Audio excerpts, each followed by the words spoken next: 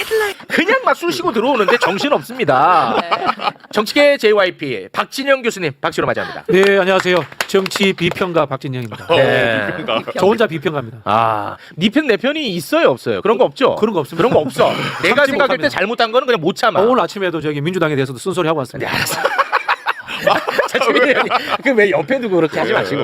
아니 우리 최 의원님 잘 아시고. 네네네. 알겠습니다. 1차 내란은 12월 3일 날 윤석열의 쿠데타, 2차는 사법부 쿠데타, 3차는 저는 선관위와 국민의힘 친윤들이 뭔가 소통하면서 만들어낸 3차 내란이 아닌가라는 음모론을 제가 좀 음모론이야. 던지고 싶어요. 아, 저는 지금 똑같은데 지금 이 상황을 어떻게 보냐면 자, 이 1차 상황. 내란 12월 3일, 2차 내란은 한덕수, 최상목 헌법재판관 미임명 임명 쿠데타. 그렇죠. 예, 그다음에 3차 내란이 지기열 심우정의 윤석열 석방 쿠데타. 그렇죠. 그다음에 제4 내란이 조이대의 사법 쿠데타로 봅니다. 그렇죠. 그런데 이 조이대의 사법 쿠데타가 5월 15일에 항소심에서 재판이 연기되면서 저는 저들이 멘붕에 빠졌다고 생각합니다. 네. 그런데 한덕수를 후보로 만들어야 되는 강력한 세력이 네. 국민의힘 내부에서 연성 쿠데타를 일으킨 것이다. 그래서 그 연성 쿠데타에는 예를 들면 1차 가처분 신청, 김문수의 가처분 신청 그거 안 받아들인 판사, 그다음에 선관위의 누군가. 그래서 여전히 작동하고 있는 소위 국힘 기득권 카르텔이 작동을 했는데 네. 저는 이건 딱 한마디로 논평합니다. 저는 홍준표 옹이 너무 맞는 말을 했다고 생각해요. 미쳐도 곱게 미쳐요.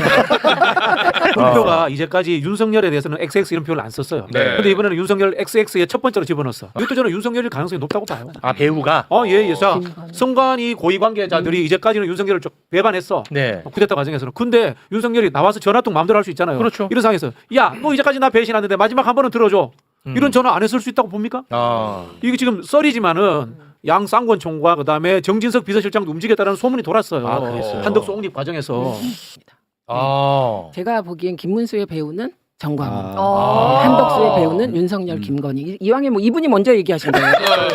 그런데 아. 지금 이 상황이 그 국힘 당원 중에 누가 적극적으로 투표했겠는가? 누구에 대한 충성도가 높은 사람이 투표했겠는가 요거거든요. 그래서 저는 늘 우리가 의심해 왔던 게 정광훈 쪽 성향을 가진 당원들이 많이 들어갔을 것이다. 네, 그런 얘기 많이 거기는 했죠. 능동화됐고 네. 그다음에 한동훈을 지지하는 쿠데타에 반대하는 한 30%는 투표 안 했겠죠. 그러니까 70% 게임을 한 건데 저는 결국은 정광훈의 승리다. 이런 식으로 해석을 하죠. 왜냐하면 그 한덕수에 대한 열광적인 충성도가 높은 당원들이 있을까요?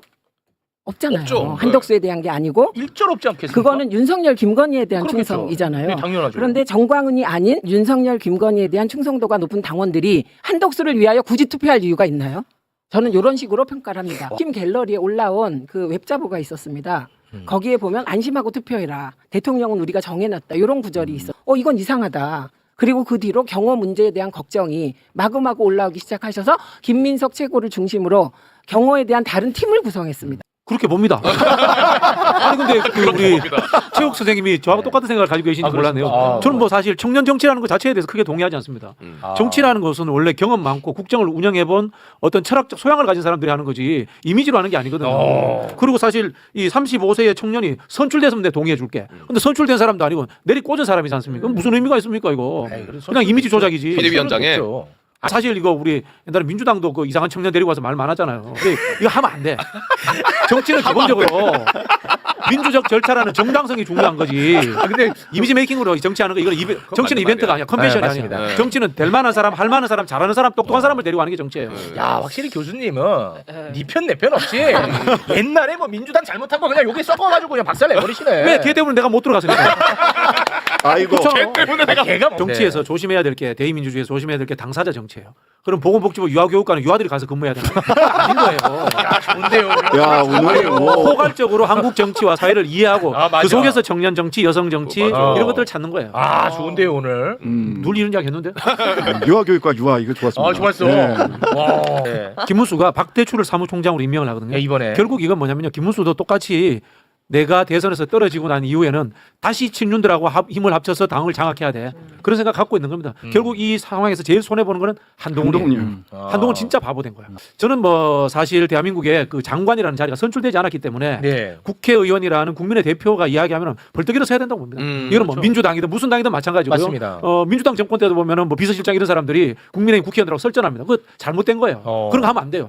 한없이 낮은 자세로 국민의 대표에게 대해야 된다. 이건 저는 이재명 정부에서도 똑같이 해야 된다고 봅니다. 와. 아니, 방송으로 볼 땐 진짜 별로였거든요. 막 화내고 소리 지르고 그러신 분인데 원칙이 있으시네. 원칙이죠. 예를 들자면 이런 거 아닙니까? 윤석열 검찰총장이 문재인 정부에서 임명됐다고 방어하다가 나라가 이 모양 이꼴 된 거 아닙니까?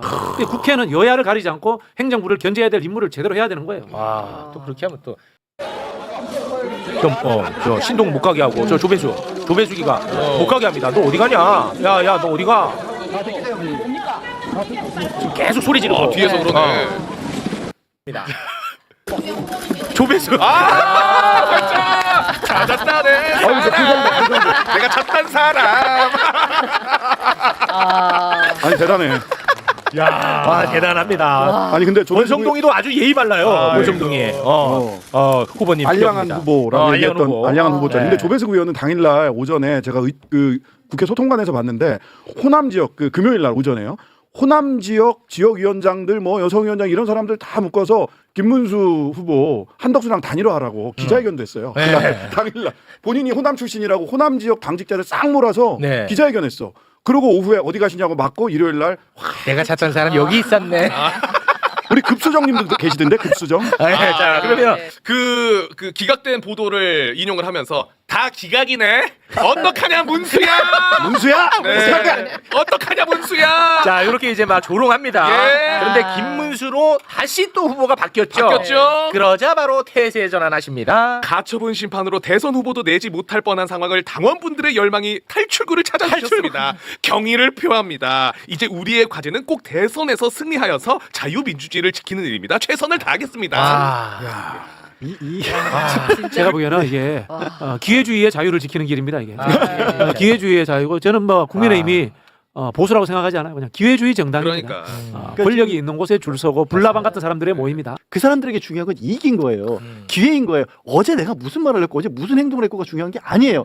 그래 이렇게 생각하지 않으면 이 사람들이 하는 짓을 이해하기 어렵고 자칫 잘못 뒤통수 맞을 수 있다는 거예요. 그러니까 우리 김문수를 교체하는 과정에서 한덕수 김문수로 다시 왔다 갔다 하는 것도 아까 계속 뭘 저렇게까지 하냐고 얘기하시는데 그러면 저 사람들 파악하기 힘들어요. 저렇게까지가 아니에요. 자연스러운 일이에요. 그 사람들에게. 별거 아니구나. 그 사람들은 그거를 큰 일이라고 생각하지 않아요. 별거 아니야. 그렇게 봐야 오히려 제대로 이해할 수 있어요. 그 그래서 사람들은. 구성원들이 다 그런 집단들인 거예요. 최근에 제가 국민의힘 직업분들을 분석을 해보니까 대부분이 관료 아니면 전문가 집단이에요. 역사성이라든가 아주 포괄적으로 국정을 어떻게 운영해보겠다는 철학이라든가 이런 공부를 해본 적이 없어요. 자기 분야의 전문성을 쌓아가지고 이걸 가지고 사회적으로 출세하고 나는 포지션을 만들어야 되겠다. 그리고 정치권에 또 점프해가지고 또 다른 자리 만들어가야 되겠다. 이렇게 생각하는 구성원들이 대다수라서 그런 거예요.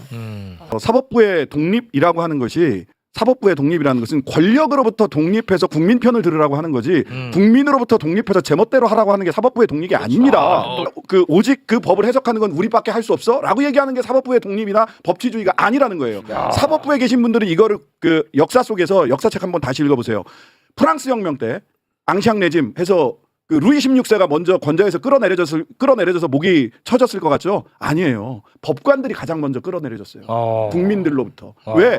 법관들이 그때 왕하고도 막 싸웠어. 자기 기득권을 지키기 위해서. 근데 자기 기득권을 지키기 위해서는 왕과 귀족들에게 또 유리한 판결을 계속합니다. 국민들한테는 불리한 판결하고 하니까 국민들 입장에서는 저것들은 그냥 자기 기득권 외에는 다른 게 없구나 해서 법복 귀족이라고 불렀고 루이 16세보다 먼저 권좌에서 끌어내려진 거는 판사들이었다라는 점을 지금 사법부 계신 분들 기억하셔야 돼요. 확실히 그 넥타이 안 맨 사람이 마음에 들어. 안 맨